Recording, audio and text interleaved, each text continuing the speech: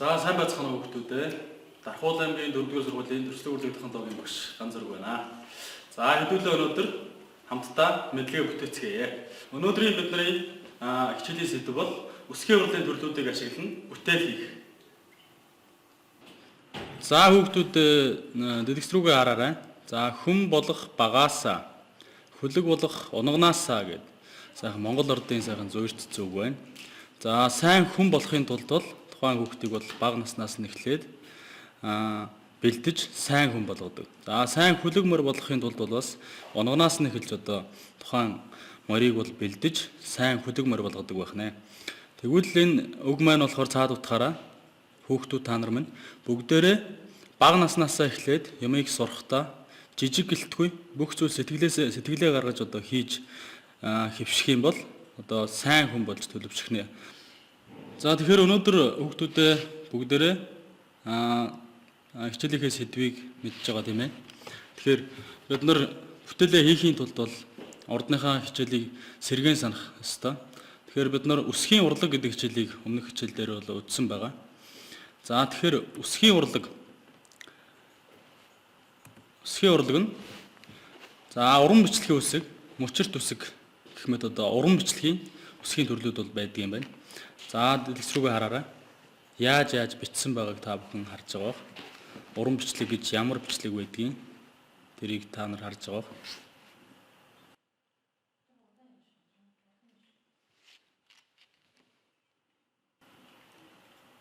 За зураач, баримлч, загвар зохион бүтээгч, инженер, эрдэмтэн, зохиолч ийм мэргэжилтэй хүн байх. Энэ хүнийг та бүхэн таньж байна уу? Тэгвэл өнөөдрийн бидний хичээлтэй энэ хүн маань ямар холбоотой юм бэ? Та нар юу гэж бодож байна?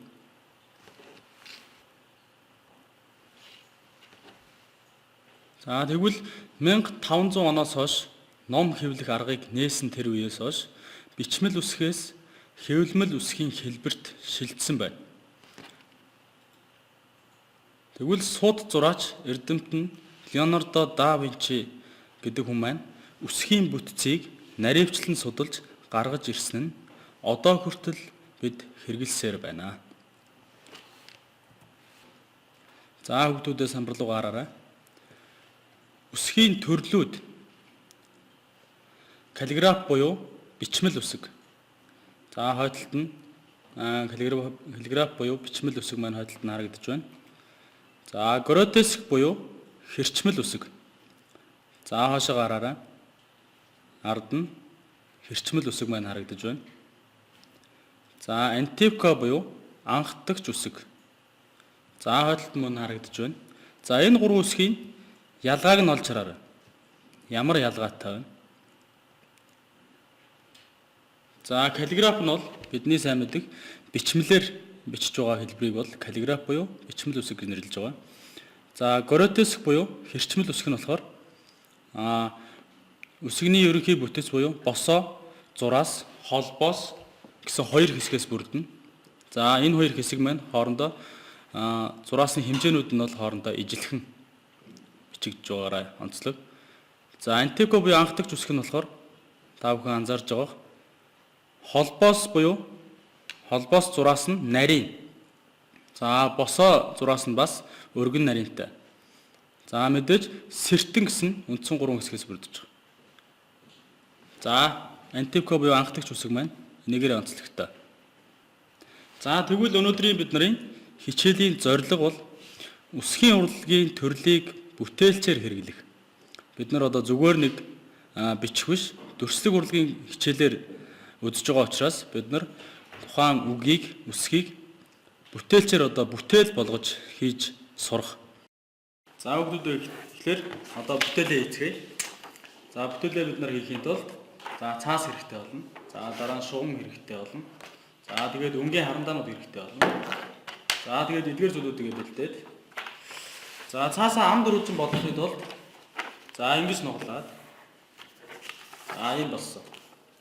За дараа нь дахиад энэ хэсгийг авч чана. Тэгэхээр энэ хэсгийг авч явах юм бол за ингэж болж.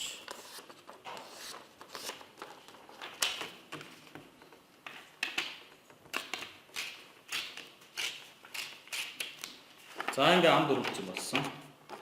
За ам дөрвөлжин болсон цаасаа ингээд нуглана. За дараа нь дахиад ингээд диагоналдаад нуглана. За тэгээ ийм хэлбэртэй болж байгаа. За дахиад нэг нуглана.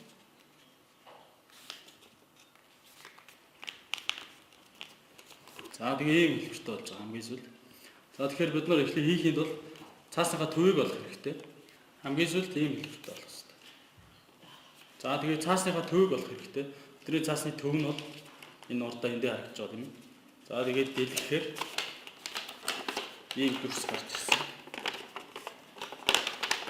За тэгээд бичгтээ төвөөсөө гадагшаага бичнэ. Энэ төвөөсөө гадагшаага бичнэ. Үгээ бичгтээ төвөөсөө гадагшаага бичнэ гэсэн. За тэгэхээр хэдүүлээ 2 хувьсгээр хийж үзье. За тэгэхээр бидний хийх гэж байгаа бүтээлүүд болохоор өнөөдөр ордны ангийн одоо сурагчдын чинь 7 дугаар ангийн сурагчдын хийж ирсэн одоо бүтээлүүд байна. За тэгээд одоо ингээ харахад бол ийм зүйл харагдаж байгаа. За тэгэхээр энийг та нар харж байгаа харахад зүгээр нэг хээ юм шиг харагдаж байгаа тийм ээ. За тэгэх юм бол энийг ингээд нуглаад харахаар отко гэдэг үг бий болж байгаа. За энийг болохоор бид нар ингээд харахаар отко гэдэг үг маань болохоор толин тусгалын зарчмаар доош харцсан. Ерөөсөө бидний хийх арга нь болохоор толин тусгалын арга. За дахиад нөгөө тийш харахаар нөгөө отко маань болохоор зөө харагдаж эхэлж байгаа. Тэгээд дэлгэхээр ийм хий болж байгаа. Ерөөсөө бүгдээрээ отко гэсэн ийм үгүүд байна. За энэ бүгд ингэж хийсэн байна. Дараагийнх нь болохоор ингэж хийсэн байна. За дараагийнх нь ингэж хийсэн байна. Тэгэхээр бид нар өнөөдөр яг энэ шиг ингээд бүтээл хийж үзнэ. За тэгвэл цаасаа нугалсан. Одоо хэдүүлээ бичиж үзье. За эхлээд багш нь болохоор шууд шугам ашиглахгүйгээр харандагаар шууд гараараа зурж үзүүлээ. Та нар болохоор дараа нь тэрийг бүр шугам зургийн багаж хэрэгсэл ашиглаад нямба чамба хийж үзээрэй. За тэгэхээр бид нар on гэдэг үгийг авч бичиж үзье. Бичгтээ бид нар дээд доод 2 энэ дээд доод 2 шугамдаа яг аваач тулгаж бичих хэрэгтэй. За ингээд тулгаж бичих хэрэгтэй. За ингээд толгож бичих хэрэгтэй. За дараагийнх энэ хэсгийг болохоор ингэсгээд авчи.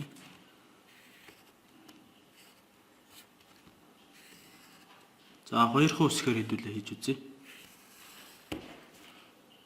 Хэлбэрхаа.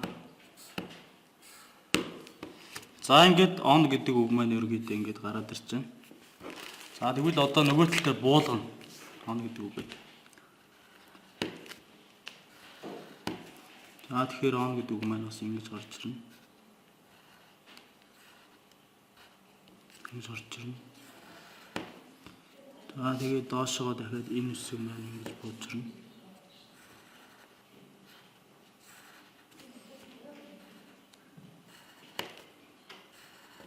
За ингээд on гэдэг үг маань ингэж гарч ирж байгаа.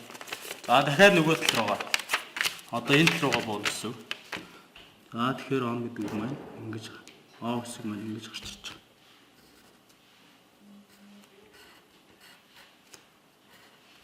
За энэ хэсэг болохоор бас энэ тал руугаа ингэж буцарч байгаа.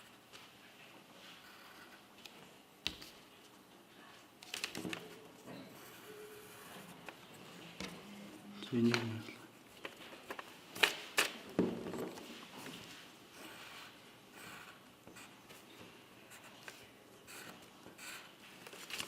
за энэ хэсэг ингэж бичгтэй.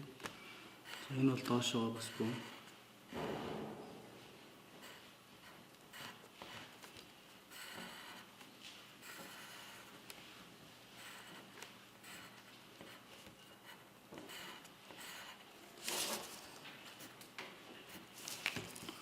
За нөгөө талтай бас ингэ.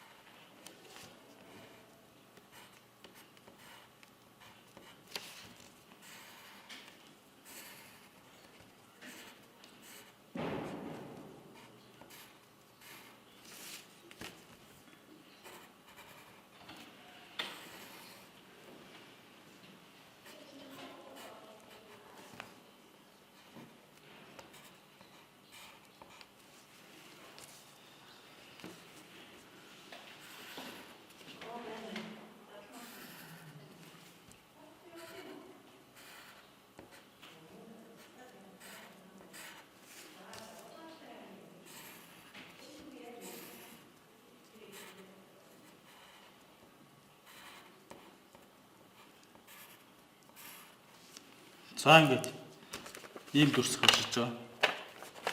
За одоо энийг болохоор чимгэлж болно. Чимгэлж болно ингээд. Яаж чимгэлж болно? За иймэрхүү маягаар будаад чимгэлээд хийж болно. Одоо ингээд харахаар хээшиг харагдаж байгаа бох тийм ээ. Тэгэхээр та бүхэн бас өөрийнхөө бас ингээд шугам зургийг багаж хэрэгсэлээ ашиглаад ингээд хийж үзээрэй.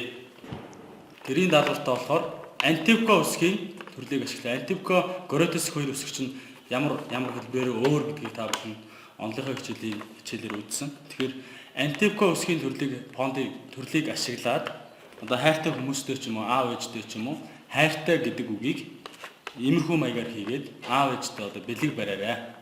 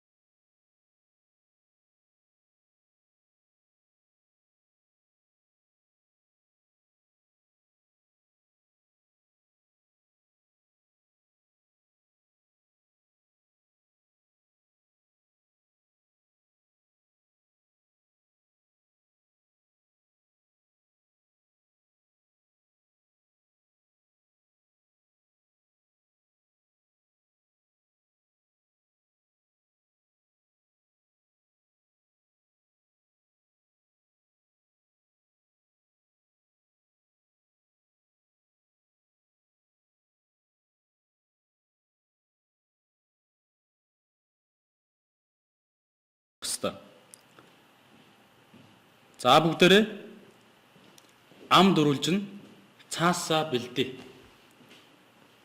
Мөн харандаа шугам бэлтгээрэй.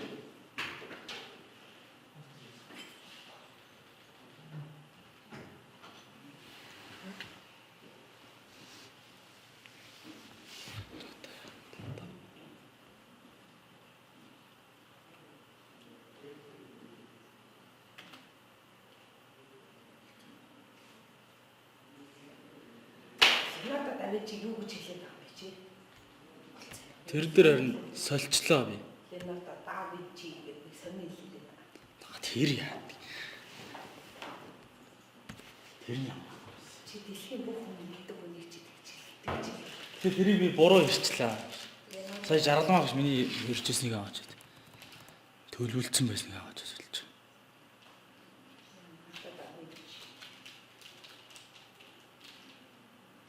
Энийг дахиж хэлж байгаа. Яагаар яаж вэ? Ленарда да Винчи. Ленарда да Винчи. Чи яг